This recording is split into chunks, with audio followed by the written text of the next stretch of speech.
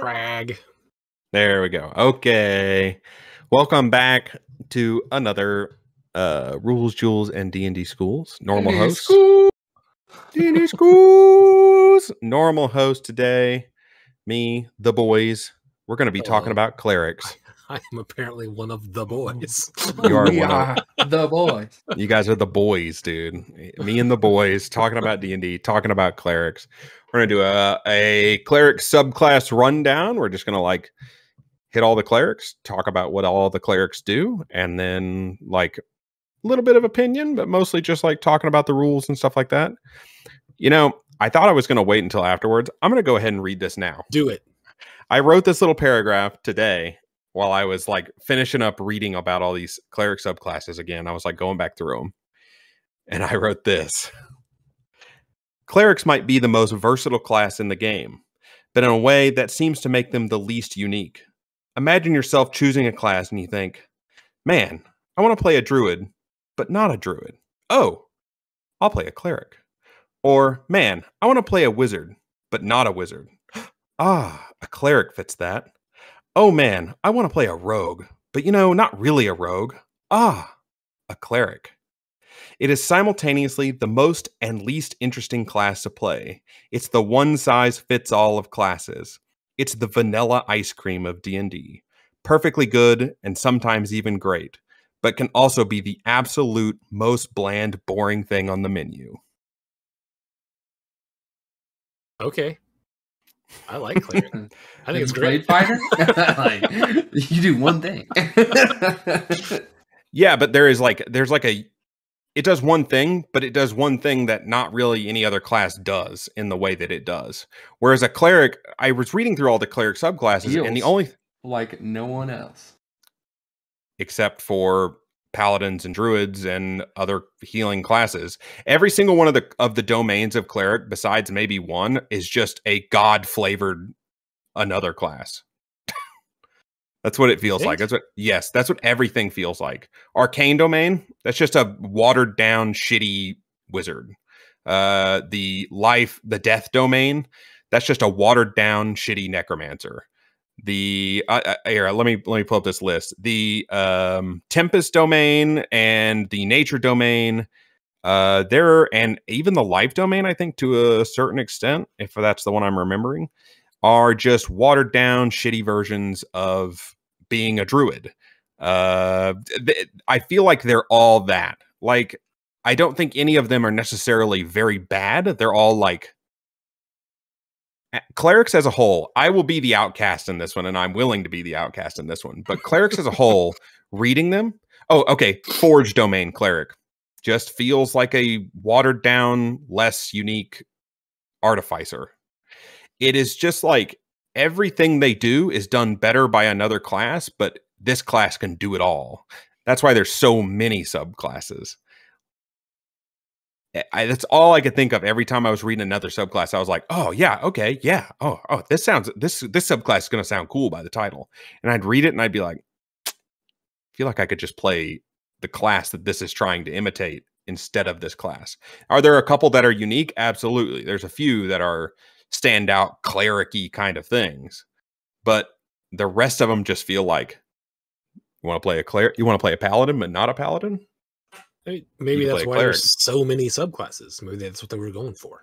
Yeah, it has to be what they were going for, which is but I want it to be. I think I harped on this a little bit before, where I feel like some of the subclasses are not subclasses. Some of the classes feel pretty unique, and some of them don't feel unique at all. And this is one where it feels like they just every idea they had that was left over became a cleric. I feel like clerics are still unique. There are a lot of subclasses in here that I have no interest in playing. And that's probably because they just feel like bad versions of other classes.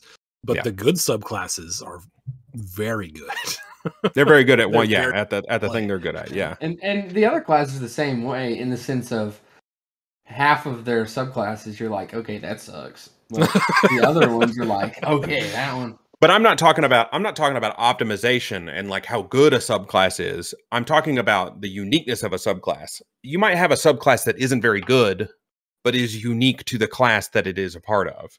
Whereas a lot of cleric subclasses just feel like worse versions of other classes. Okay, well let's talk quickly then before we start about what makes clerics unique, and for me that means your channel divinity, destroy undead, and divine intervention, and then whatever the subclass gives you. Okay, the undead thing. This is another thing. There was one of these that also had like at level 3, you get the ability to make undead turn away from you and you basically get to do turn undead, and it's like that's at level 2 you get that. That's cool if I'm playing in a campaign that has undead. Like a lot of undead. But that's why channel divinity gets a secondary use granted by your subclass, because you're not always going to be facing undead, and they don't want to make that particular facet completely useless. Anyways, let's get at it. Okay. First, domain. Sorry, they're not even subclasses, guys. We've been saying it all wrong. They're still subclasses. They're domains. All domains are subclasses. Not all subclasses are domains. Yes. Arcana domain is first upon the list. What? No, is it? Yep. Yeah. Arcana. Okay. Yep. All right, let's hit it. Arcana domain. Who wants to read this to me? I'll skim them down. The level. So you get stuff at level 1, level 2. Level 2 is your channel divinity option. So level 1, level 2, level 6, level 8, which is a either or mostly, and then level 17. So level 1, you get for Arcana, you get proficiency in the Arcana skill, and you get to choose up to 2 cantrips of your choice from the wizard spell list. Okay, that's fine. It's nothing extraordinary, but sure. Level 2, your channel divinity basically works on you can basically turn a celestial, elemental, fey, or fiend of your choice. And they have to it's the same thing as turn undead. They have to run away. At a certain, as you get level up, you can banish them with that instead of destroy undead. It's like banish elemental type thing. Yeah, of one of those things, which again is not amazing, but sure. If you're playing in a campaign where that's going to be great. Level 6, you get when you restore hit points to an ally with a spell of first level or higher. You can also end one spell of your choice on that creature. The level of the spell you end must be equal to or lower than the level of the spell slot you use to cast the healing spell. So a free dispel magic is pretty good generally. Yeah, not bad. It's not amazing again because you're not often going to have an extra spell thing attached to someone that you're healing, but in those cases that you do, that saves you a spell slot. Okay. Level 8, this is the thing that sort of switches back and forth. You either get potent spell casting, which adds your wisdom modifier to your cantrips, or you get to add some damage to your melee attacks. This one is a spell casting one, so you get potent spell casting. And then at 17, you choose 4 spells from the wizard spell list, 1 from each of the following levels: 6, 7, 8, and 9th. You add them to your list of domain spells, and they are always prepared like your cleric spells are. That one's pretty cool. I mean, but you could just play a wizard and get those. Yeah, I'm about to say, okay, this is what I was talking about. This one kind of like kicked it off, honestly, and it was the first one where I was like, these all sound okay, but not better than just playing a wizard. Yeah, if you just go, I mean, if your hang up is, well, I really want to heal, you can just like take a wizard and then go take a feat that gives you a level 1 spell and take cure wounds. Yeah, and then you have a heal. Then you're good. Yeah, this subclass is not my favorite at all. It's not. Yeah, it's very meh. It's very 5 out of 10. You could really. I think at level 8, getting to be able to add your wisdom to your damage, I think that's a little steep at level 8. Like, give me that at level 3. Yeah, that's 8. That's gonna be at 8 for every one of these subclasses. I mean, it should be just like how Eldritch Blast is. Eldritch Blast isn't that way unless you take the invocation. I know that, but I'm just level 8. Oof. Level 8. Can you imagine you're level 8? Oh, I get an extra 5 damage. Yeah, sick, dude.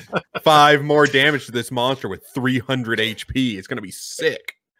I can't wait. It's so awesome that's my 8th level thing. That feels very underwhelming. This whole subclass feels completely underwhelming. And oh wow, at 5th level you can banish them. Yeah, you know what you also do? Just cast the spell banishment. And then it wouldn't be baked. Then you would eat a spell slot. Yeah, but this is baked into the class. It's like the only thing you're like, what's your unique thing? Well, at 5th level, before 5th level, I can make some things run away from me. Not all things, but some things. One and then thing. at 5th level, I can banish them. And a wizard standing there like, okay, but I could do that too. And it's not my whole thing. I can do other things too. Yeah, it's not, it is by the only way I would ever play this is if it was hard into some sort of RP where it's like, I was raised as a cleric, but I had really interested in arcane and some sort of thing like that. But it's not great. It is certainly not great. Optimal. I don't even think it's good from an RP standpoint because the way that magic works from an RP standpoint.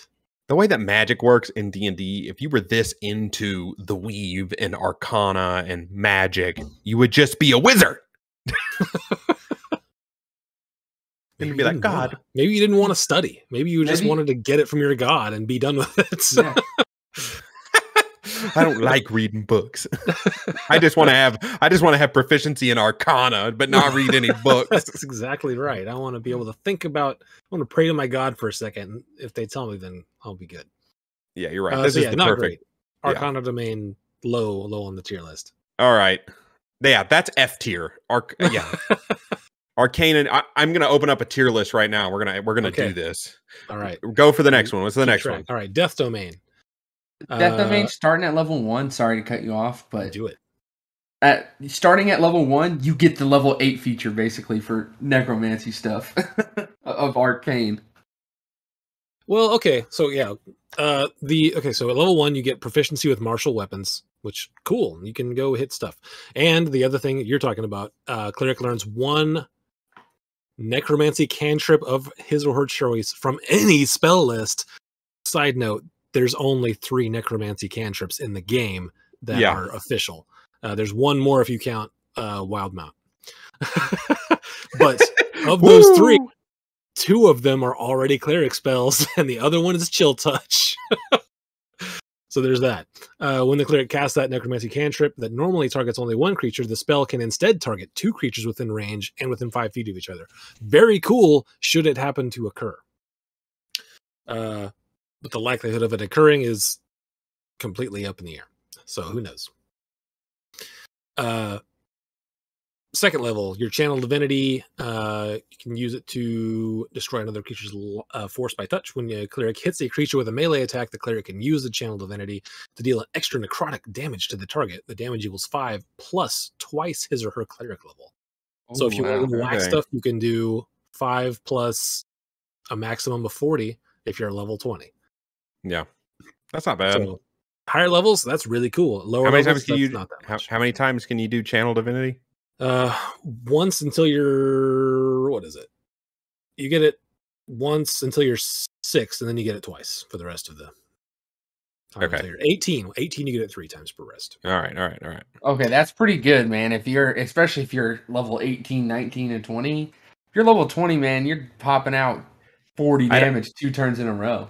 That's true, yeah. But I also don't like when I think about playing a character. I don't consider above like 10th level because very rarely does it get there. You know, like you can't like build a whole character on like can't wait till I'm level 20, baby. It's gonna be sick when I'm level 20. Yeah, I feel like you can. Yeah, I don't know. I haven't played as many campaigns as you, but I feel like I try to aim for a power peak around 15. Okay. Yeah. That's higher than I am. Hopefully we get there, and if we don't, I'll sad. Be where I am. Sour about it. I'm a sad boy. All right. 6th level. You can channel negative energy more potently. Necrotic damage dealt by the character's cleric spells and channel divinity options ignores resistance to necrotic damage. So that's pretty big. That's good. Yeah. It does not ignore immunity. So if something's immune, then you're still out of luck. Yep. But you get to ignore the thing. Resistance. Yep. At 8th level, you get Divine Strike, which is it does it with necrotic energy, but whenever you hit with a weapon, you can cause the attack to deal an extra 1d8 necrotic damage. At 14th level, it goes to 2d8, and that's just the melee version of the potent cantrip. Can you do that every single time you hit? Once on each of your turns, so not amazing. It's not super amazing. No. Yeah, it's like Colossal Slayer though for hunters. And it's not Rangers. terrible. God, I always call them hunters. It's not terrible because typically clerics aren't going to get more than 1 hit per round. It can happen, but it's not often. Yeah. You kind of have to build that way for it. And then 17, Improved Reaper. When the cleric casts a necromancy spell of 1st through 5th level that targets only 1 creature, that spell can instead target 2 creatures within range and within 5 feet of each other. If the spell consumes its material components, the cleric must provide them for each target. I feel like that's not very good. I feel like that at 5th level. That's not very good. They don't want you to like power word death to things, I guess. I don't know. And and you're level 17 and you're like, oh, here's my few. That's what you're supposed to spells. be able to do, though, right? I agree. Like just annihilate fools. It's pretty underwhelming, I feel. If you're going death domain as a cleric, you're going a little evil. So I mean, you're power wording people to death. Come on. This is another one that is just like nothing. It's probably better. It's better than Arcana, but not by much.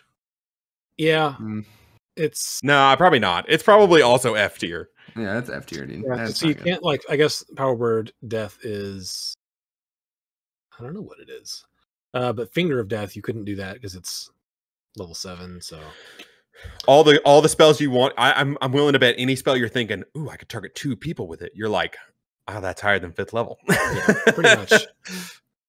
Okay, yeah, it's not. Yeah, great.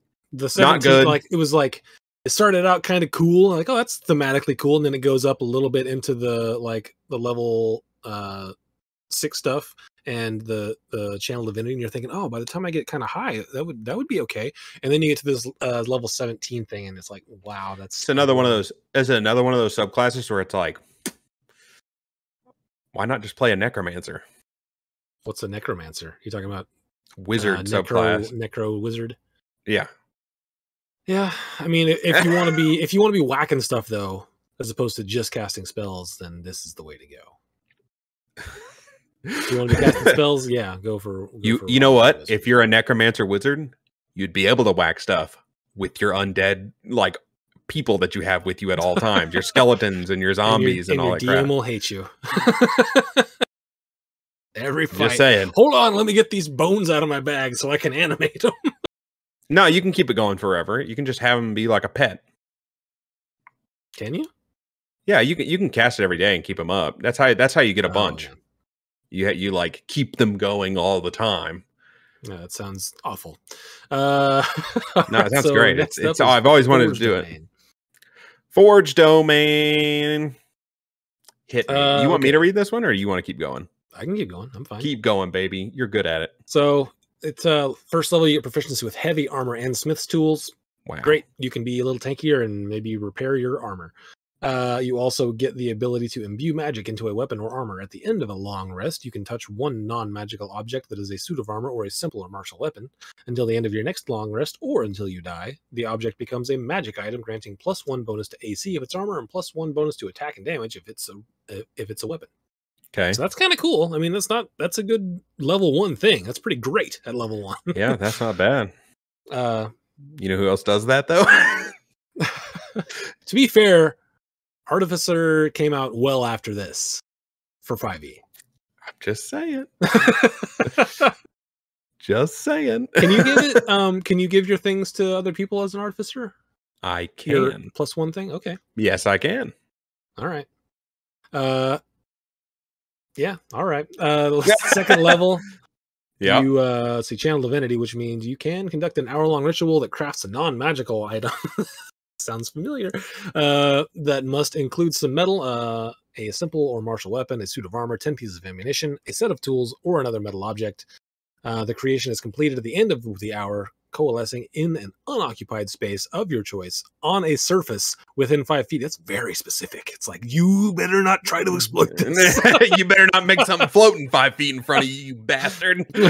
On a surface, 5 feet in front of you. That's it. No wiggle room. The thing you create can be something that is worth no more than 100 gold pieces. As part of the ritual, you must lay out metal, which can include coins with a value equal to the creation. So that's kind of a wash there. Yeah. The metal irretrievably coalesces and transforms into the creation at the ritual's end, magically forming even non-metal parts of the creation. Yeah. The ritual can duplicate a non-magical item that contains metal, such as a key, if you possess the original during the ritual. What? Why would you? Okay. So this is the Why thing. would you want to make a key that you already have? Here's the thing. Come on down to my key copying service. I'm gonna talk about this one. An artificer cannot just make something out of just a pile of metal as far as the way that this is. But I could very, very, very, very easily, with the built-in building an object rule, do this and have something that is more valuable than what I started with. Whereas this, I literally have to have 100. If I'm going to make something that's 100 gold pieces, I got to have 100 gold pieces for the shit. Isn't that kind of the point? The artificer is supposed to be that guy who does that. This guy's just kind of doing it. He is he is a cleric of the god of the forge, and all he can do is like make something of equal value to what he already has. This is shit. He's a cleric. He's a clergyman. He doesn't do things for money. He's doing that.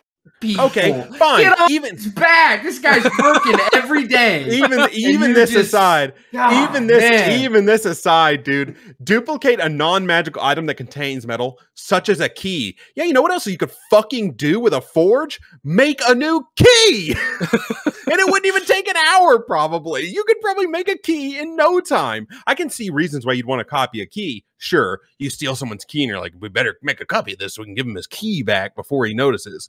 Okay, great. But I could just cut a key. I could go down to the local magical key shop. Or I could just make a key. I could make a key out of wood that would work. Works at that magical key shop. An artificer. Just like this. The magical key shop is just the forge church. He's like, it's like forge god and key creation. This is the most. This is so. Get your keys made.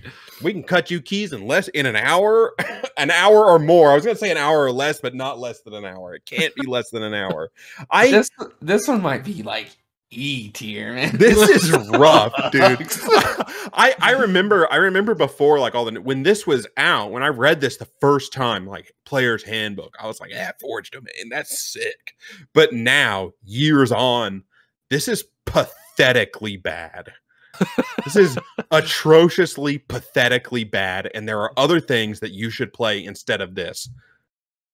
Man, I'm feeling it. The big thing I'm really not liking, that I'm seeing it in every single one of the domains, is level 8. They were just like, fuck it. Yeah, level 8 is the same throughout all the domains. Oh, that sucks. Extra That's melee dumb. damage or extra spellcasting damage. That's Dude, like the extra D8. Oh man, I get one extra D8 at level 8. You know, one of these in here is gonna have like a D4, and it's like, oh, I get fucked. Oh yeah, well. I'm just going to skim. You know what? Let me skim through the rest of these hot garbage fucking things. Starting at 6th level, you mastery the Forge Grant special way. Gain resistance to fire damage. Whoop-de-fucking do. I mean, that's okay, but it's not like worth this whole class. While wearing hammer, a +1 bonus to AC. That's pretty good. But does that stack with your other thing? Is that +2? Yeah, why wouldn't it? Yeah. That's okay, I guess. The Divine Strike thing is garbage, and it's going to be garbage in every single one of these. Saint of Forge and Fire. At 17th level, you bless your blessed affinity with fire and metal becomes more powerful. You gain immunity to fire damage. That's pretty good. While wearing heavy armor, 17 though, that's high. That's high. Yeah. If you're doing this, I will say this: if you're doing Descent into Avernus, this is the class to play, baby. But if you're not doing Descent into Avernus, yeah, fire damage is the most common type of damage, but even so, I've yet to see anybody cast a fire spell in Monday or Friday's campaign. Nobody casts the spells ever, except for the fire bolts. You last week. Fire bolt. That's talking fire like damage. What do you want? I know, but like I want something big. I want like if I'm gonna wait till 17th level to get this, or 6th level to get this, to get a resistance, I want fire damage to be like hitting me every fucking fight. I want someone to be like, in my campaign 1, you guys fought lots of things that had fire damage. You fought a dragon at the end. I'm not talking about campaign 1. I'm talking about the current campaign. You just said Monday. That's all. I did. Sorry. I'm talking about the current campaign. The immunity to fire damage, neat. Resistance to bludgeoning, piercing, slash damage from non-magical attacks. That's good too. It's pretty good. You could just play a barbarian and get that at fucking level 1. So, like level 1 on this, okay, that's cool. Level 2, that's not great. Level 6, it's like, okay, that's good stack, and that could be okay. And then level 8 is bleh for every cleric. Yep, garbage. Level 8, you get like an ability score increase. You get other stuff at that level. I don't know why they had decided to throw this in there, but that whatever. And then level 17 is better than our previous ones. So I'm gonna okay. You know what? D tier. D tier for the Forge domain. I'm writing it down. D, but it does imply, I'm not wrong, it does imply that you are not just like a clergyman. You are a guy who makes things out of forge. Clink, clink, clink, like a fucking blacksmith. And you need just magic to make a key? Get fucked, Wizards of the Coast. All right. Grave domain. All right. This is the first one of the really good ones. Yeah, this one's a good one. Okay, so hit me. At first level, you gain the ability to manipulate the line, blah, blah, blah, blah, blah. You get, when you heal someone with a healing spell and they're at 0 hit points, instead of rolling, they just get the max that you could get. That's very good. That's very cool, especially for low levels, and you get this at level 1. So it's great. And you don't have to waste a cantrip by taking Spare the Dying. You get it for free, and you can cast it at range 30 feet. That is also super as good. A bonus action. Yeah. It's incredible level 1. Okay, if you're playing support cleric, that's probably the best level 1 you're gonna get. Yeah.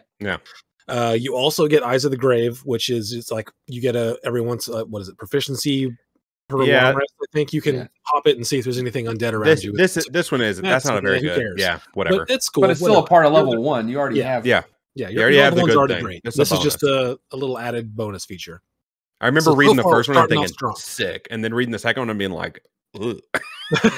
But yeah, you're already getting the first thing, so this is just add-on. So at second level, your channel divinity is called Path to the Grave, and as an action, you can choose a creature within 30 feet of you. Good. The next time they get hit, they're vulnerable to all of that attack's damage. It is amazing again, especially for support clerics. Yeah, it is so very good. That's why Shiro did like 300 damage in a turn. Yeah. At 6th level, also a friggin' amazing thing to get. If you're within 30 feet of someone who gets crit, you can just be like, nah, that's not a crit. It's your favorite thing. It's silvery barbs. It's runic shield. It's hyped up silvery barbs. It's just like boom, boom, boom. It doesn't take any spell slots. It's just you get it. What is it again? Proficiency. It's wisdom modifier for long rest. So just anytime one of your friends is crit within 30 feet, you're like, no, that's not a crit. And that's it. That's the end of it. There's no other roll to save it. You just know he doesn't get crit. He does get hit.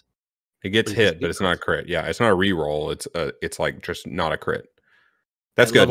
It's still so level 8 very good. Garbage. Same as the all level 8. Level 8 is better. He gets the potent spellcasting, which I think is better than the melee one, especially for support. Yeah. Oh yeah. You can use for support. Cantrips and do a little extra damage. And then at 17.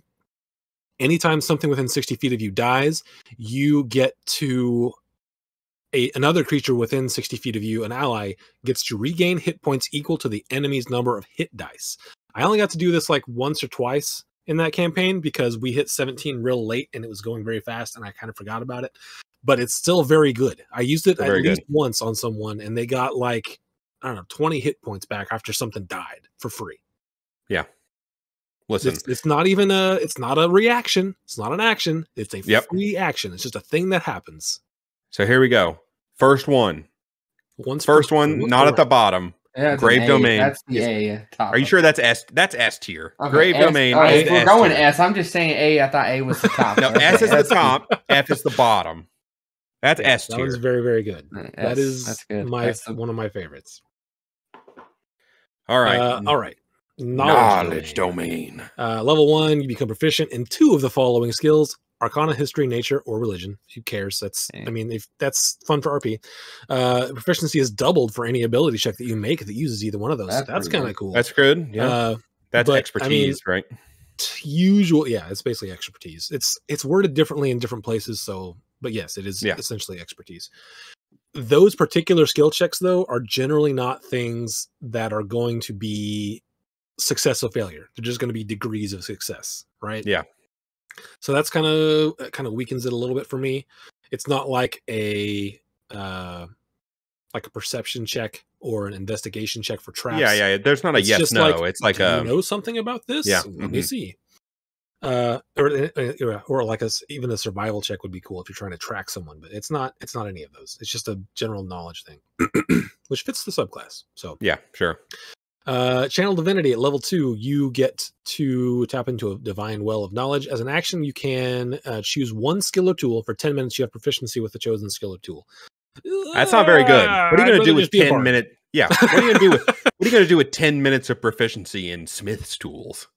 I can unlock this door. Make a key. Make a key.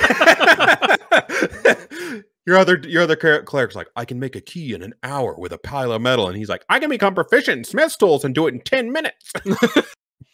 Yeah, I think the best use for that is just going to be like picking a lock, right? I can be proficient in thieves' tools for 10 minutes, but and then you forget. Terrible. I wouldn't want to use my channel divinity for that. 6th level, you can use your channel divinity to read a creature's thoughts. You can then use your access to the creature's mind to command it. Yeah. As an action, you choose one creature that you can see within 60 feet of you. That creature must make a wisdom save. If the creature succeeds on the save, you can't use this feature on it again, so you finish a long rest. But if the creature fails, you can read its surface thoughts, and when it is within 60 feet of you. The effect lasts for a minute, and during that time, you can use your action to end this effect and cast Suggestion Spell on the creature without expending a spell slot. The creature automatically fails its saving throw against the spell. So that's kind of strong, depending on how your DM wants to make it strong or not. I want to do a callback right here on Channel Divinity Read Thoughts back to our spell episode. Joe pitched a spell in which you got some of their memories. I think this is how it should be worded if you're going to get the person's memories. That like doppelganger spell you pitched where you get to be the person. This is how it should read. You get their surface level thoughts. You get enough of their thoughts to pass as them in the short term, but not like deep thoughts. Okay. All right. That's your throwback. All right. Throwback. Level 8, you get the potent spell casting, which again, I think is better than the melee. And at 17, this one's kind of bigger. You can call up visions of the past that relate to an object you hold or your immediate surroundings. You spend at least 1 minute in meditation and prayer, then receive dreamlike shadowy glimpses of recent events. You can meditate in this way for a number of minutes equal to your wisdom score, and must maintain concentration during that time as if you were casting a spell. Once you use this feature, you can't use it again until you finish short or long rest. Object reading. Holding an object as you meditate, you can see visions of the object's previous owner. After meditating for 1 minute, you learn how the owner acquired and lost the object, as well as the most recent significant event involving the object and that owner. If the object was owned by another creature in the past, you can spend 1 additional minute for each owner to learn the same information about that creature. Or you can read your area.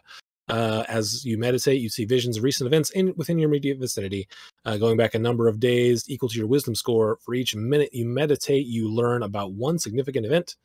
Basically, you just get to see what happened. Significant events typically involve powerful emotions such as battles, betrayals, marriages, murders, births, blah, blah, blah. It's RP. Yeah, it's all RP stuff. Your 17th level thing is RP. Yeah, which is a super cool RP thing, not worth getting at 17th level. No. Object reading sounds very much like what is it, Legend Lore, I believe is what that spell is called. It lets you do the same thing basically. Yeah. It's pretty weak for 17th level. Yes. So that that subclass I think is also going to be a D tier. The only thing that's keeping it up from F, I think, is the Channel Divinity Read Thoughts. Yeah. It's RP reasons why it's not in the F tier.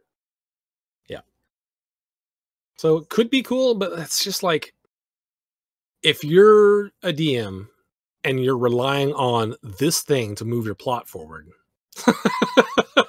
that's, I mean, if you have this, if you have a knowledge cleric in your party, then cool. You did a good job. But if you're, it just feels bad. It feels does real not bad. feel good. Yep. Okay. All right, moving on. Life domain. When you choose this, you get proficiency with heavy armor at level 1. You also, your healing spells are more effective. Whenever you use a spell, first level or higher, to restore hit points to a creature, the creature regains additional hit points equal to 2 plus the spell's level. So cool. You get to heal more. Yep. Pretty good. Not great, but pretty good. At 2nd level, your Channel Divinity, you can use to heal badly injured people. As an action, you present your holy symbol. Can restore a number of hit points equal to 5 times your cleric level, which sounds really good, but wait. Choose any creatures within 30 feet of you and divide those hit points among them. Like, wow, this is great. But then, this feature can restore a creature to no more than half of its hit point maximum. Lame. Oh man, why hamper that? That sucks. So if you're like, wow, I really wish I could use my big thing, I gotta wait till everyone's dead or near dead to make it worth it. Yep. So that's not so great. When I was making my first cleric, I was looking through. I was like, "Oh, this is amazing! I'm gonna heal the hell out of everybody." And then I got to that part, and I was like, "Why? Why would what a joke! Ruined." You were going. That's A tier, man. Possibly fail. Yeah, it seems so good. Like, oh, I can heal everybody for a bunch of hit points as well as wherever I see fit. Oh, as long as they're not over their half their hit point maximum. Yeah. When is anyone ever going to be that low? And how do you if I'm doing my job? And if you're RPing in a campaign, how do you RP that? So, hey, in the middle of a fight, everyone, do you feel like you're half dead or a little more than that? I mean, I guess the RP is like you're a disciple of life. You can tell when people are being beat up. Sure.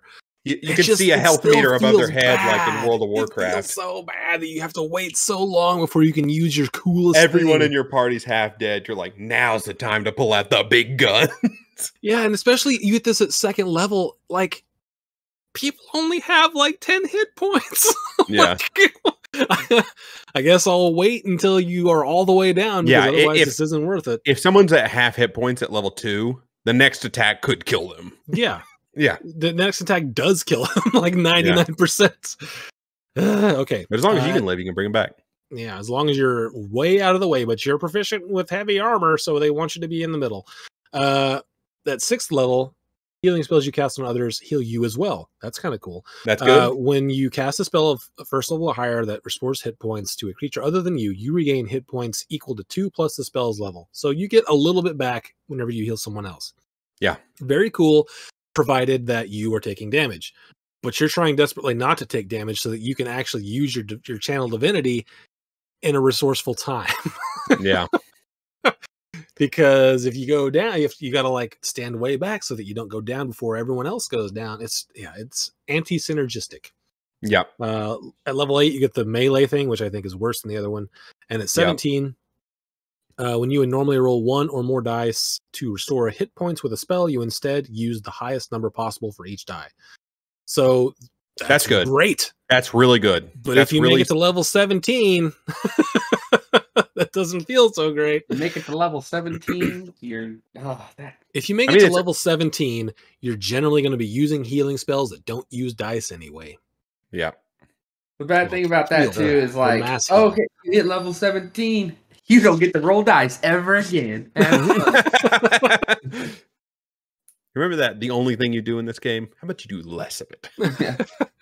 I don't hate this. I think this is like when I was 17 on my cleric, I wasn't generally using like healing word or cure wounds. I'm going up to people and using heal or using mass heal at 9th level, and it doesn't roll dice at all. So this doesn't do anything for those spells. Yeah.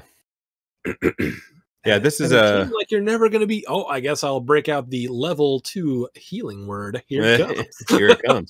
But you could cast like, I'm going to hit him with a healing word at 7th level, and it's going to be maximum heal.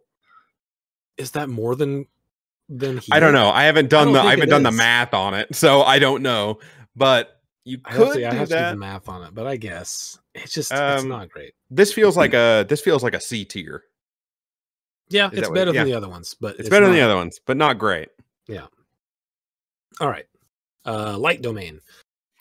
You get the light cantrip at level 1. Woo, baby. Also at level 1. Can you guys see? I can. Guess what? This is built into my character. You also, I mean, one of the cool things that I do have to mention is you do get fireball as a cleric through light domain. Well, that automatically makes it at least C tier. Yeah. Fireball's the best spell in the game.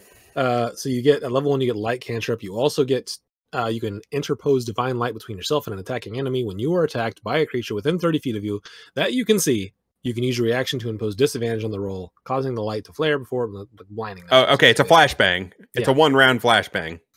An attacker that can't be blinded is immune to this feature. Wait a second. This is the flashlight. This is like having a really powerful flashlight in your hand, and when someone's like, "Oh, I'm gonna hit you," you go pew and hit it with the light. Exactly. Jeez. Whoa, hey man, whoa! Why'd you have to do that? Put that away from me, man. You can do it wisdom modifier a number of times between long rests. So meh, it's not. Nah. Good. Yeah. Starting at 2nd level, your channel divinity can harness sunlight, banishing darkness, and dealing radiant damage. As an action, you present your holy symbol. Any magical darkness within 30 feet of you is dispelled, so that's kind of cool, depending on what you're doing. Additionally, each hostile creature within 30 feet of you must make a con save, and if they fail, they take 2d10 plus your cleric level, or half as much on a success. Yeah. A creature that has total cover is not affected. So that can be cool, especially if magical darkness is a thing in your campaign and you're having trouble shooting goo monsters within it. This is the kind of domain you pick after your first character dies and you're already halfway through a campaign. You're like, damn, there's been a lot of darkness. I'm making a light domain cleric. And then after that, you find out that the DM's like, this new pack of monsters you're fighting, they all have large umbrellas in one hand. And every time you go to cast spell, they just drop it down and they're in full parasols. Cover. Yeah, everyone has a parasol. Oh my god! Again, not great, but not terrible. Not as bad as some of the others. This sounded like a C tier. At 6th level, you can use rewarding flare, which you can use your warding flare feature when a creature that you can see within 30 feet of you attacks a creature other than you. So that's kind of cool. That's the thing where you can give someone else a disadvantage if they're attacking you. Yeah, that's your long range flashlight. Attacking someone else. That's not bad. That's not like bad. A free silvery barbs. It's not quite as good as silvery barbs, but it's pretty good. It's not terrible. Okay. 8th level, you get the potent spellcasting, which again, better than the melee. Whatever. And at 17, you can use your action to activate an aura of sunlight that lasts for 1 minute or until you dismiss it using another action. You emit bright light in a 60-foot radius and dim light of 30 feet beyond that. Your enemies in the bright light have disadvantage on saving throws against any spell that deals fire or radiant damage. That's a little situationally good. Yeah. Situationally good. The fact that you get fireball in this class makes that better. Yeah, and if you have other wizards that are shooting fireballs, this could be very, very good. But the flip side to it is, if you don't, this is a kind of a waste of a 17th level feature. This really smacks of 5 out of 10 C tier territory right here. I agree. Better than some of the other ones though. So yep. Take it. I'm writing it down. Okay, C tier. Next one up. Nature domain. Druid Junior. Here we go. At 1st level, you get a druid cantrip of your choice. Yeah, dude. Oh, wow. Hey, man. You also gain proficiency in one of the following skills of your choice: animal handling, nature, or survival. Also at level 1, you gain proficiency with heavy armor, so that's where it's better than a druid. Oh, yeah. Whoa. 2nd level, your channel divinity to charm animals and plants. As an action, you present your holy symbol. Each beast or plant creature that you can see within 30 feet of you must make a wisdom save, and if they fail, it's charmed by you for a minute or until it takes damage. While it is charmed, it is friendly to you and your other creatures you designate. So if you're in the Feywild a lot, this could be beneficial. Otherwise, it's really bad. It's really, really, really not good. Guys, watch this. See all these trees around us and grass? I'm going to charm the hell out of all of them. For a minute. Hey, DM, I need you to roll 6,000 con saves for every blade of grass in a 30-foot radius of me. Well, it does specify that a plant creature. Oh, so no! It has to be a grass monster. It has to be a grass monster. So yeah, that seems real bad. That's really not good. That's yep. I mean, essentially, if you have like someone who's good at animal handling, When did this one come they're out? going to be able to do that without that. When did this I come think out? this was I think this was PHP. Was this a PHP one? Okay. I believe Yeah. so. All right. Yep. It's terrible. The sixth one's so- pretty good. At 6th level, when you or a creature within 30 feet of you takes acid, cold, fire, lightning, or thunder damage, you can use a reaction to grant resistance to the creature against that instance of the damage. That's pretty good. That's It's not bad. It's not a limited amount of times. It just takes a reaction, and you give someone else resistance. It's not going to be great against things that are AoE, which a lot of those damage types can do. But should someone get hit by a single target thing that's one of those damage types, you can give them resistance. Not bad. Yep. Not bad. At 8th, you get Divine Strike, which is the bad one. Yep. Because we say this a lot, but it's the reason I think that is because typically someone who is a caster who has spells that go up to 9th level typically is not going to be melee. They're going to be casting spells. And especially if since cantrips scale so well, the other one I feel like is way better because you're going to be casting cantrips a lot. Yep. Especially for a cleric who does not get multiple attacks per turn. But there you have it. And then at 17th level, you gain the ability to command animals and plant creatures while they're charmed by your charmed animals and plant features. You can take your bonus action on a turn to verbally command what each of those creatures will do on its next turn. This is god awful. Man, this is terrible. This one's so bad. This is the worst one. I thought those other ones were bad, like Forge. I was like, dang, that sucks. Why would you put that? This one was like, they were like, oh, this is funny. I'm trying to imagine a situation. You're 17th level. You're like, I got a minute. I got a minute on these creatures I charmed. Good. Hopefully, there's a fight soon. Well, here's okay. I will give you the situation where this is good. The one situation where this is good. You're fighting a pack of wolves. Yeah, you're in the middle of a fight with a plant or animal, and you're like, you know what? I'm just going to try to charm everything because it doesn't have any disadvantages if it's already like hostile with you, like many. What does that do? Charm spells What does that do? You got them for a minute, and then you can just delay the fight a minute. Wow. Yeah, I mean, you can just walk away. Yeah, I guess. If you're losing, especially and at level 17, if you're fighting something enormous that you can't take on, you can be like, if you're fighting a vine dragon or a grass dragon. It seems that one's bad because at level 17, anything you fight that you're going to need to use that against is gonna have legendary resistances, and they're just not gonna. They're just gonna be like, nah, I resist. Yeah, it's not great, but if you're doing a like completely Feywild campaign or something similar, it could be useful. F tier. I would say D tier because it can be used in a very specific thing that a lot of people like, which is. I disagree. I wholly disagree. I think this is just like poo poo in every situation. If you were gonna pick this, you need to get your head checked because you just need to play a druid. This is hot garbage. This is D tier. No, Joe seems to agree with me. Joe, D tier. F tier, dude. This is Sorry, F tier is what I meant. I think D tier Terrible. because it can be used in a Feywild campaign, and the level 6 is not terrible. Not great. Well, it's not terrible. So it seems like the consensus is F, but I F tier. like it a little bit more than you guys. Order domain. This one I think I considered, but did not go with. okay. So first level. See, you get the dexterous spells, and you get proficiency with heavy armor, which I don't really get that. I don't like. I mean, it's fine, but I typically don't want to be getting hit at all, let alone like Clerics are. I I'll think stand a little closer, so you I can. think the hit me. clerics are It's meant fine. to be like, hit me with. Yeah, I can be hit. Yeah, it's fine, but I would just prefer to like not have one of the things that balances me be heavy armor. Okay, yeah, I I prefer to do understand. something Yeah, else. You also gain proficiency in intimidation or persuasion, your choice. yeah. Also, at level 1, you can invoke the power of law, like Judge The Dredd. law. I am the law.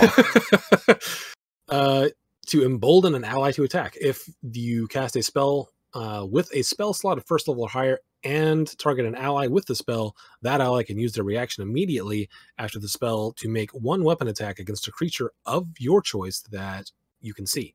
If the spell targets more than one ally, you can choose the ally who makes it. So basically, you can't get more than one person to do this, which is it's kind of cool. Your ace attorney, the cleric. Yeah. Someone goes, I block, and you go, objection. And they're like, no.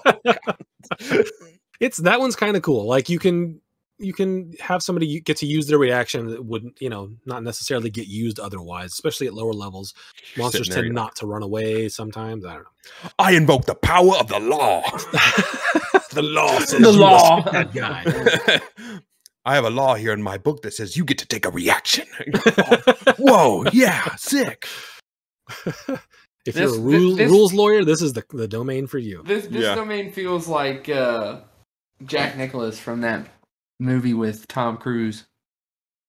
Where he's like, you can't handle the truth. You can't handle it. All right. So that's okay. Like, you need me on that wall.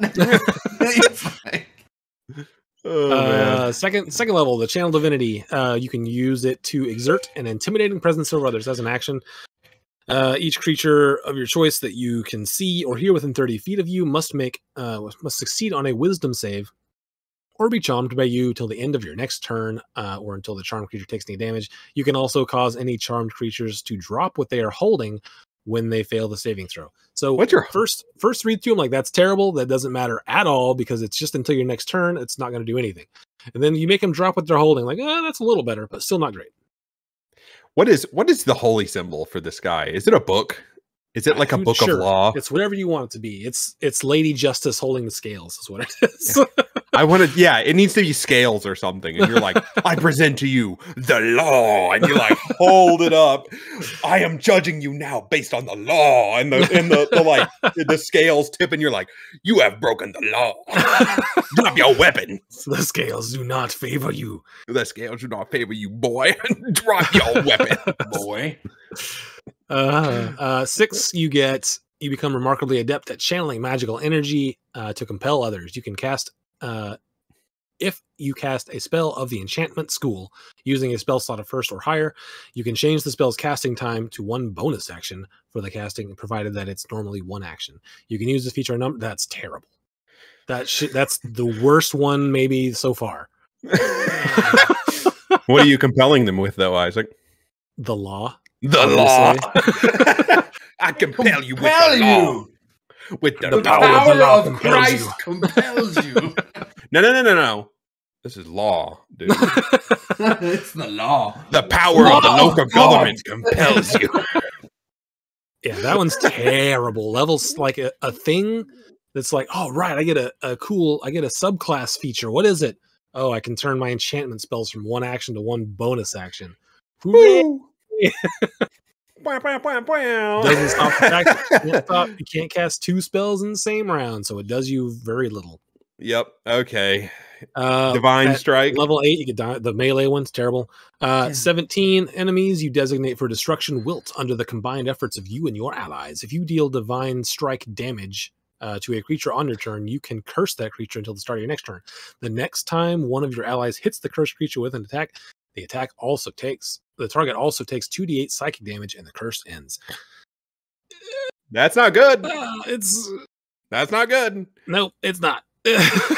Not only is it only 2d8 extra psychic damage once per round for your level 17, that is provided that you actually hit on your attack. Yep. Your melee attack. But you will get the RP bonus of making them wilt under the law. Yeah. This is totally like bad. You started this like I felt like you started this like this one I thought about and I was like, okay, this is gonna be a good one. This was the one that I confused with the other one that I actually did go with. That's what happened there. Okay, I think this is a solid D tier. I think this one's worse. You think this is F tier? I think it's worse than Nature Domain.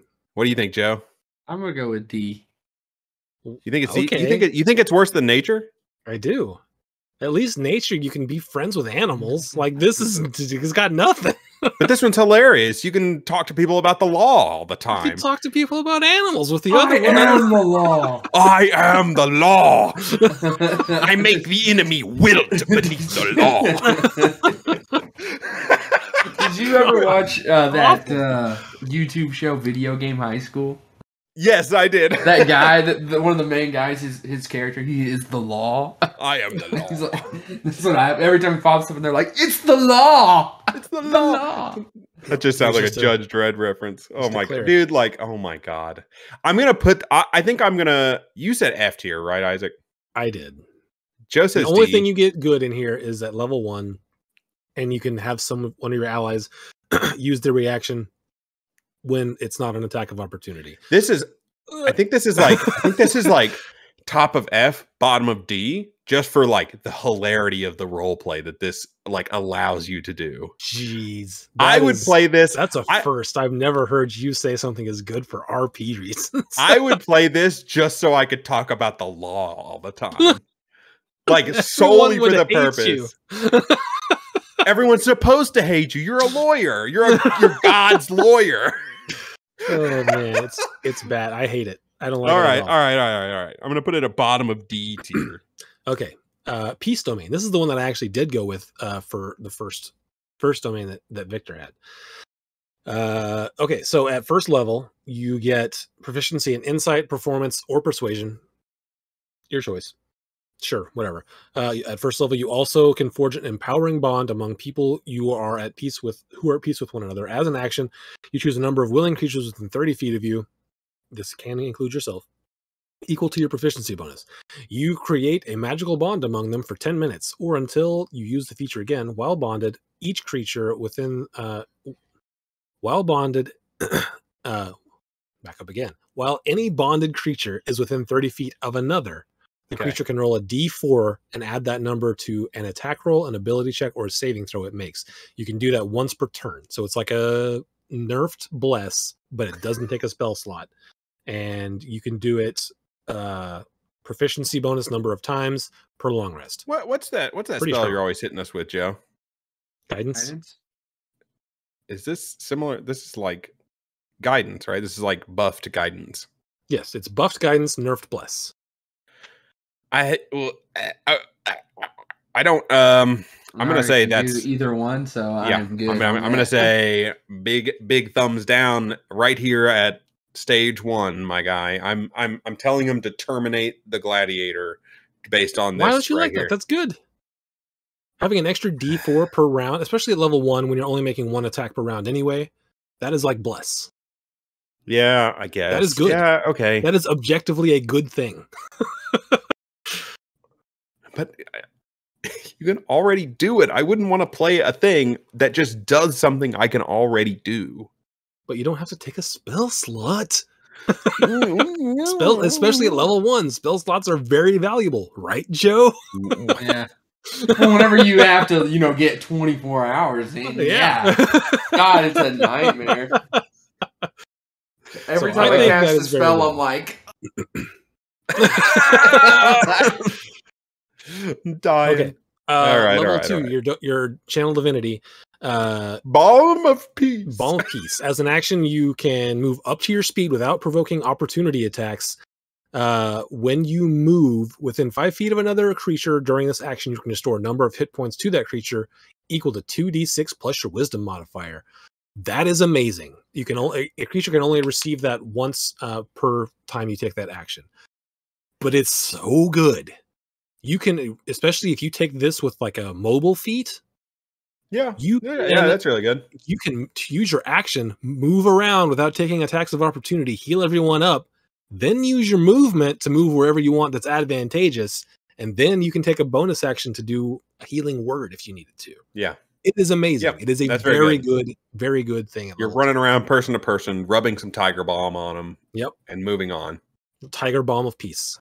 They're like, oh man, this balm feels so cooling. It's very good.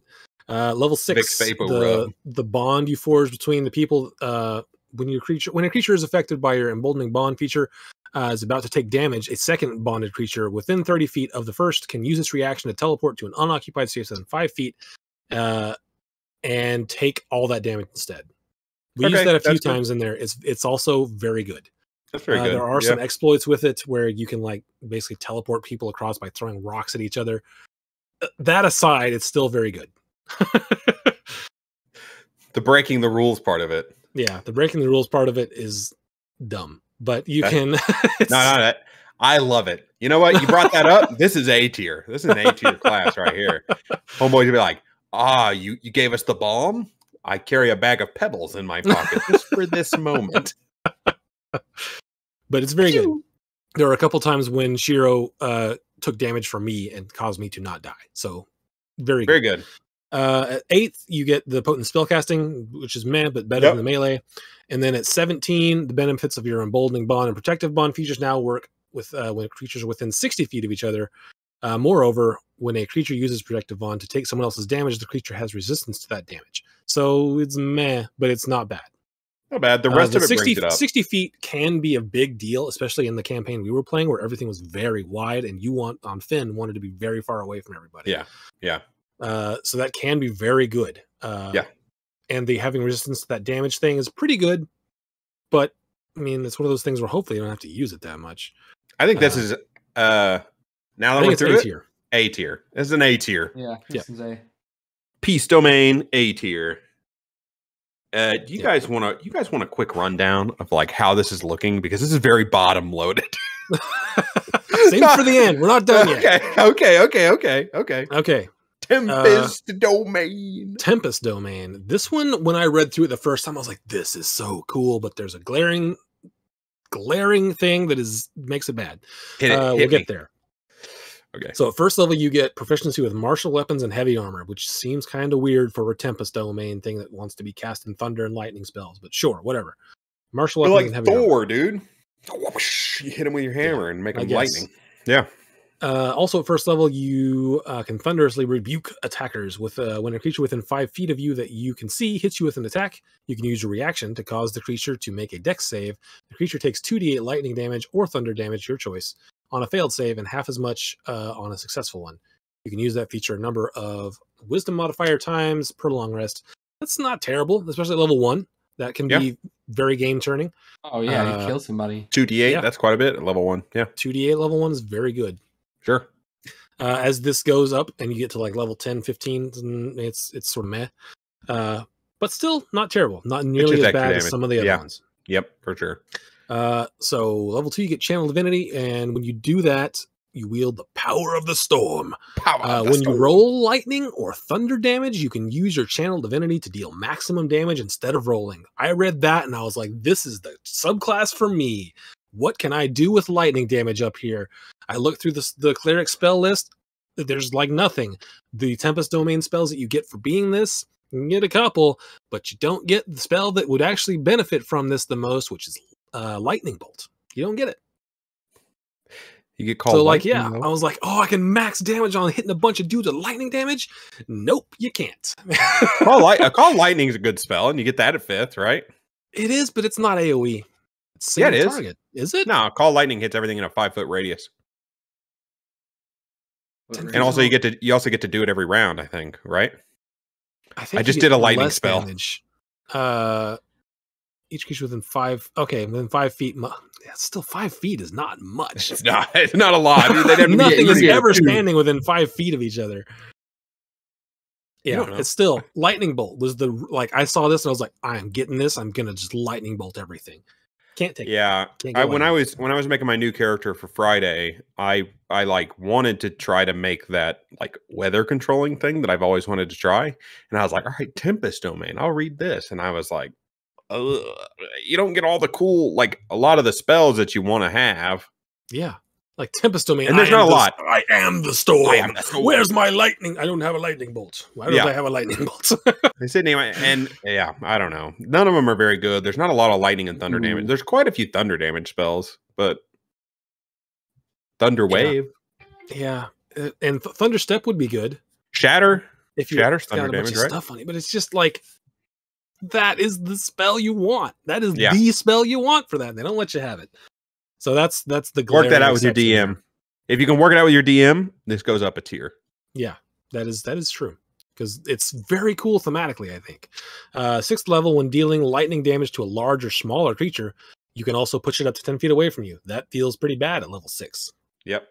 Because a lot of not a lot, but there are specifically thunder spells that already push things away from you. I don't want that to be taken up by my 6th level subclass thing. Yep. 8th level, you get the melee strikes, which is meh. I would definitely rather have the cantrips for this. 17th level, you have a flying speed equal to your current walking speed whenever you are not underground or indoors. That's pretty cool. Flying speed is got always a pretty big good. exception. and that you're not going to be. I mean, indoors. how often are you flying indoors, anyways? But fly speed is always very good. Yes, the only thing that doesn't very good. The only thing that doesn't seem to make any sense to me is you get Divine Strike and you're flying. Why would you want those two things to go together? I don't know. What are you going to fly up, hit them, and then fly away? Yep. I don't like the Divine Strike on any of these clerics, really. I think it's okay on 2 of them. But anyways, where are we putting this? C tier? I put it in C tier. If you can convince your DM to give you Lightning Bolt, it goes up to B. I'm going to give this one a B tier. Because of that level 2. If you multi-classed with like a wizard and you were in its late game high level. Yeah, multi-classing. You take 2 levels in this just to get that, and then you could drop a nuke on somebody once. Long rest, that's pretty good. But the only spell that I feel like the only spell that's really missing is Call Lightning. I mean, is Lightning Bolt. Yeah. And you would have to dip 2 levels into this to get this feature. I think I'm leaning on the side of C tier for now, but I understand your argument. But actually, now that you say that, though, if you multi-class 2 levels into this and you go the wizard subclass that lets you change out your damages, you could cast a fireball with lightning damage and then do this. You just annihilate. Then it's really good. Then it's S tier. Then it's S tier. If multi-classing, S tier. But we're not talking about multi-classing. We're talking about clerics only here, guys. So in the context of cleric only, where would you put this? Still not S tier. Then it's A tier because you can only do it once per long rest. Oh, yeah, you're right. Yeah. So, Joe, in the context of cleric only, where are you putting this? Cleric only, I'll put it on C. Okay. No, I'm going to stick with B. You stick with B? Okay. Yep. And then you're C, Isaac? Yep, I'm C on that. I'm going to agree with Isaac, but so it's going to go in C because democracy, baby. But I do completely understand where you're coming from. If you can convince your DM to give you Lightning Bolt, then it goes up to B. Trickery Domain. Notable spell thing you get here is Pass Without Trace, which is not only a cleric spell. God, it's so strong too. Yeah, it is very good. Okay, so you get Blessing of the Trickster at level 1, which you can touch somebody and give them advantage on stealth checks. Lasts for an hour, which is not terrible. Can be situationally very good. But that's all you get at level 1, so it kind of feels bad. Starting at level 2, you can channel divinity and create an illusory duplicate of yourself. It gives you a perfect illusion of yourself that lasts for a minute or until you lose concentration.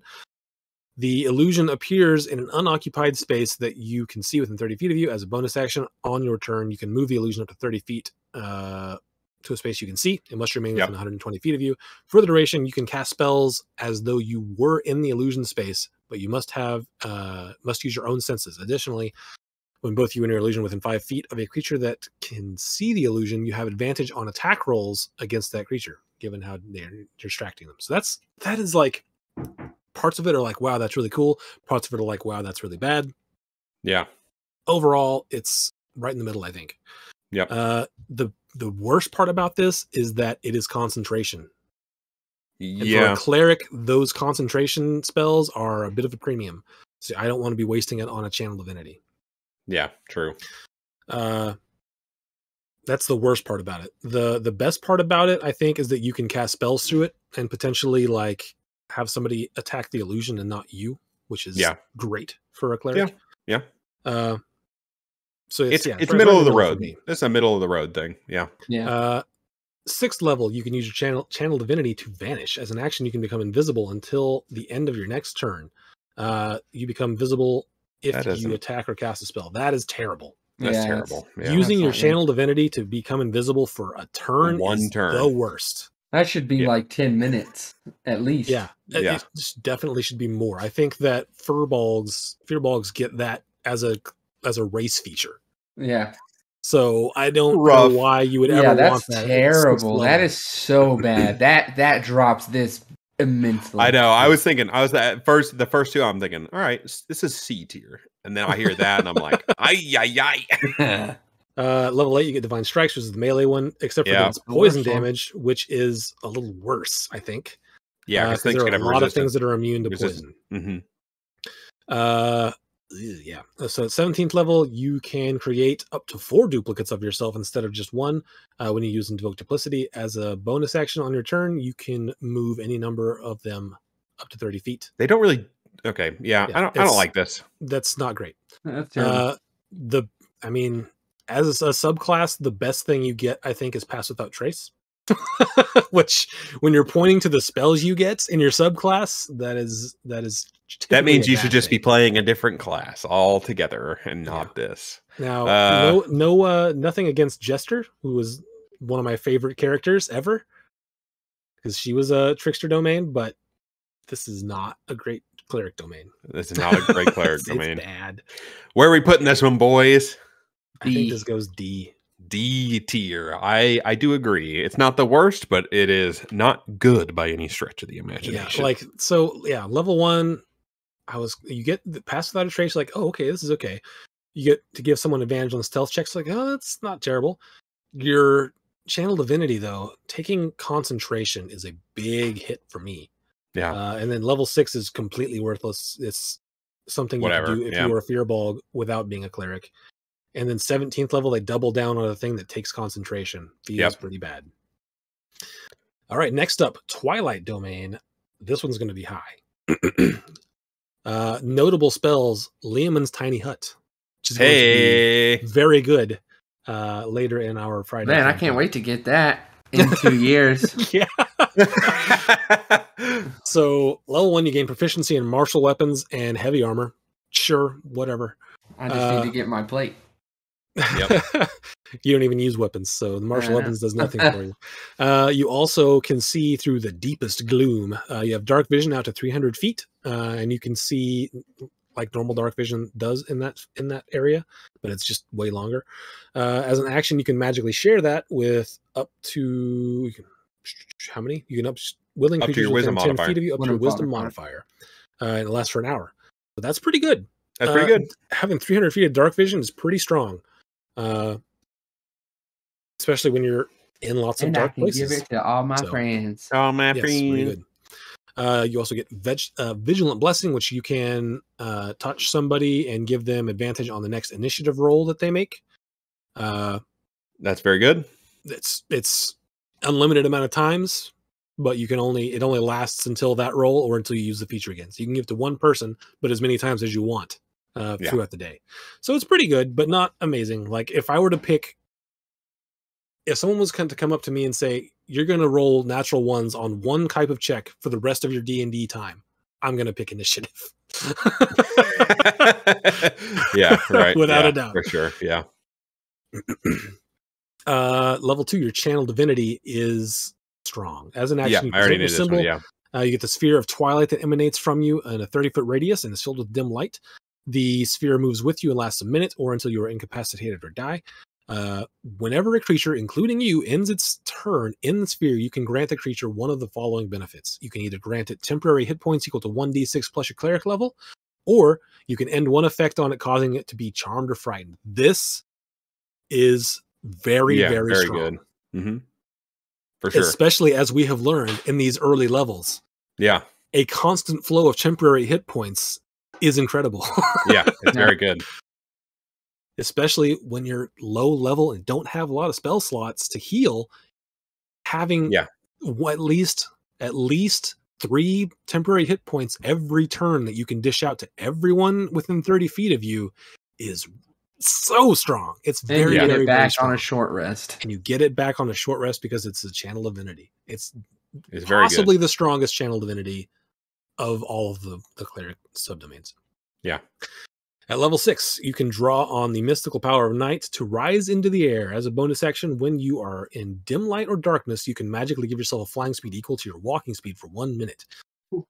When you use this bonus action, you can use this bonus action a number of times equal to your proficiency bonus, and you get it back on a long rest. That is also very strong. It is situationally very strong. You gotta be hoping you're fighting at night. He can just pop his thing, his Channel Divinity, and he's in dim light. Oh, okay, yeah, fair enough. All right, so I can fly anytime I want. Yeah. Essentially anytime you want. All right. Yeah, that's very good. So very strong. At level 8, you get the melee one. Sorry, Joe. All right, I'm not attacking anyway, so it's okay. And at 17th level, the Twilight that you summon offers a protective embrace. You and all your allies have half cover while in the sphere created by Twilight. That's incredible! An extra 2 AC for everyone inside there. That's so good. That's super good. Yeah, this is the first one, and well, since lot of domain, since Grave, that is good. That's very good. Yeah, that's an S tier. This is an S tier. This is an S tier. So happy, I got so lucky. I whenever I was making the character, I picked. I knew I was going to play cleric, but I didn't have a god picked out yet. And we did that thing where we made the map and everything, and I rolled my gods, and I had the moon one, and I was like, "That's cool. Let me see what kind of moon gods there is. What domains." And I saw Twilight, and I was like, sick. I'll go with that. Didn't even read it. Just went, I'll just go with that. And I was like, all right, that's pretty awesome. It's the best. Yeah, I thought you read through that. I was like, oh, he's going hard on this. All right. No, that's like whenever you were like, oh, I was waiting for you to cast that the whole time. And I was like, I didn't know I had it. God dang. That's great. Oh man. All right. Last one, baby. First level, you gain proficiency in martial weapons and heavy armor. Wow. Your god delivers bolts of inspiration to you while you are engaged in battle. When you use the attack action, you can make one weapon attack as a bonus action. So this is the first we've seen where a cleric can make more than one attack. Just like as written. That's a first level. That's good. So you can use this feature a number of times equal to your wisdom modifier. And you're bringing them back on a long rest. No. Just dig the grave for him. Just put him in there. This is back to the bottom it goes. Yeah. All right. To be fair, to this, at level 1, you're typically not going to be making more than 3 attacks in a fight. In most campaigns, you're going to get a long rest before you have another fight. So that's not as terrible as it sounds. In our campaigns, yeah, you're going to want to make more than 3 or 4 attacks per long rest. Yeah. But for most campaigns, I feel like that's not terrible. Okay, yeah. Fair enough. Channel Divinity at 2nd level, Guided Strike. You can use your Channel Divinity to gain a +1 bonus to your attack roll when you make an attack, which is +1. Pretty strong. Plus 10. Yeah, sorry. Did I say +1? +10. You said +1. I was like, +1? That's garbage. +10. You make the choice after you see the roll, but before the DM says whether the attack hits or misses. So that's pretty strong. That's pretty good. It's not super strong because it's on Channel Divinity, which means you can only do it once at 2nd level. So not super strong, but if you have that one hit that you really need to make sure lands, that's what you go for. 6th level, you get when a creature within 30 feet of you makes an attack roll, you can use your reaction to grant that creature +10 bonus to the roll. So that just using means your Channel Divinity. Yeah, it's just use your Channel Divinity on somebody else, which at level 6 as a whole thing feels kind of strange. I wish they would just give that to you at level 10. Or level 2, I mean. And level 2, yeah. You make this choice after seeing the roll, but before the DM says whether you hit or miss. Yeah, normal so stuff. Give it to somebody else within 30 feet of you. Feels kind of weak, though, since you already had it for yourself at level 2. Level 8, you get Divine Strikes, which actually makes sense with this one because your whole thing is hitting guys. Yep. The first time it's good.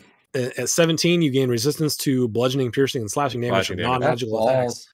That's not good. And it specifically says because it says non-magical attacks. It's pretty terrible. 17th level, especially because there's another one that has that plus something added to it. Yeah. And since if you're at level 17, pretty much anything you're fighting is going to have magical attacks. This is yet another one where it's like, I really want to play a fighter or a barbarian, but not a fighter or a barbarian. A cleric. I'll play the worst version of those. This one's pretty bad. This one's like back into that F tier, man. Back into that F tier. I feel bad because this was what Pike was. And she played it well, but here's the thing. You're talking about Critical Role. Those characters are good not because the class is good. They're good because of the people who are playing them.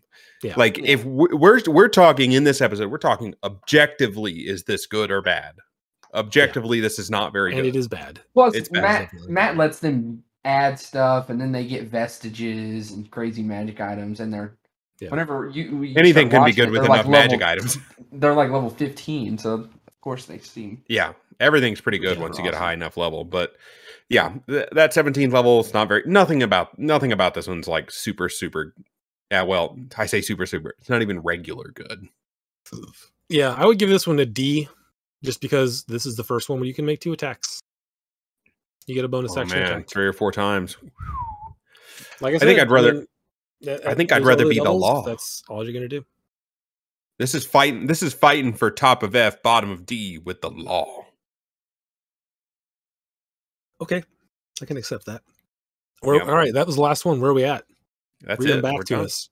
Read them back to us. Yeah. All right, our tier list, our cleric tier list at the end of the episode. In S tier, we have the Grave and the Twilight Domain. These are the ones that you're not going to go wrong. You're not going to go wrong playing these. In the A tier, we have the Peace Domain, and that's it. Nothing else. Peace Domain. In the B tier, nothing made it to B tier. Except Tempest Domain, if you can get lightning bolts. You get a lightning bolt from your DM. Add an asterisk next to that. Yeah. If you can get a lightning bolt from your DM, or if you're planning on multiclassing, this is a B tier thing. Every other domain falls C or below. I'm gonna call C situationally good, D not very good, and F you're an idiot if you choose this. That's harsh. So in C tier, we have Life, Light, and Tempest, asterisks. In D tier, we have Forge, Knowledge, Order, and Trickery. And in F tier, we have Arcana, Death, Nature, and War.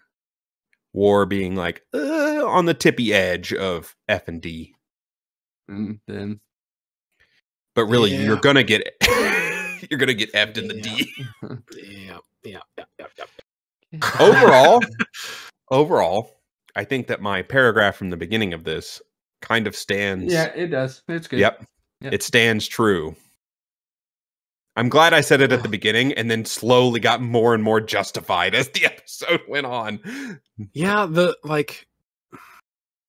2 standouts are good, but when you look at Grave and Twilight, you're like, this class seems super fun. And then when you look at anything other than maybe Peace Domain, it's like, wow, why would I play this? Why would I play a cleric? I want to play this subclass. It's not good. Here's the thing. Want to hit people, but want to have God's power? Play a paladin.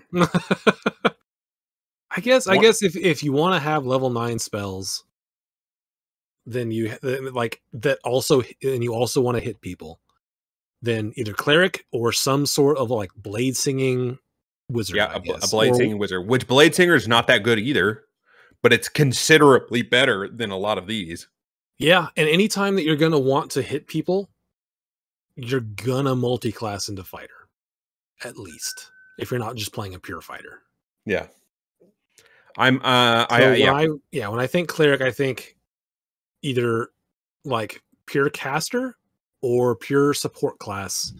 And the pure like the best caster version, I feel like, is Tempest Domain, and it has a glaring exception. Yep. And the other 3 ones that are acceptable are Peace, Grave, and Twilight, and those ones are so far ahead. If there were there was a gap in tiers. There's nothing in between. Yeah, there was a gap in tiers where we didn't have anything. It's either like God mode or not even worth playing. Yeah, I feel like there's a big disparity in the subdomains. I think they need to maybe do some rebalancing. It has the most subclasses of any class in the game, but most of them are just shit. Yeah, they're not great. They are not good. Most of them are bad. Well, but there you have it. There we have it. Any positive notes at the end of this, since we just got done shitting on cleric super hard? Yeah, clerics are a ton of fun. Clerics are super fun if you're playing Grave or Twilight or Peace. And if you play cleric, consider being a pacifist because it's awesome. It's the best. It's the best way to play. I could never do that. I think it's awesome that you're doing it. I personally could never do it. I would die on the inside. I would be like, it's such a different challenge. Listen, I already have enough different challenges. I don't need this. Compared to my different challenge is how I'm going to punch this guy. Anyways, yeah, it's Grave. Loads of fun. Loads of fun. Super good. Twilight seems like good. Loads of fun. Oh, it's very awesome. good. It's pretty sweet. Peace, but anyways, also very fun. Peace, very good. The rest of those do not seem like they would be particularly fun. Well, I think this was a clerically enlightening episode that we just had. Thank you all for listening. We will see you next time.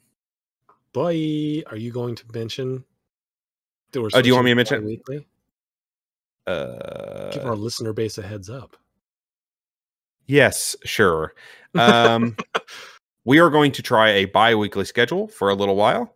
I'm still up in the air about it. I like the weekly schedule, but bi-weekly gives us a lot more freedom to do bigger topics. So I think bi-weekly increases the quality, and much like not wanting to be a cleric, I want quality over quantity. You know what I'm saying? Yeah, that ties in so nicely. It ties in so nicely. So this will go up this Friday like normal, and then we'll have a week off, and then we'll be back. So see you all in 2 weeks. Bye. Bye. Get out of here, Craig. Get out of here, Craig. Go back to your home, Craig. You don't He's belong looking at here. me.